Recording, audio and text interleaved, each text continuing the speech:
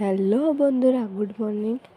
আজ ফ্রেশ হয়ে সকাল সকাল ভিডিও শুরু করে দিলাম, একটি মিনি ব্লগ। এখন আমি যাব টিউশনিতে, কারণ সকাল 6টায় আমার টিউশনি থাকে, সেই জন্য টিউশনিতে বেরিয়ে পড়লাম। টিউশনিতে বেরিয়ে আবার তোমাদের সঙ্গে সেই দেখা হবে 9:30টার সময়।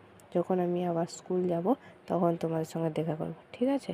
চলো এখন যাই, আবার 9:30টার সময় দেখা হবে তোমাদের সঙ্গে।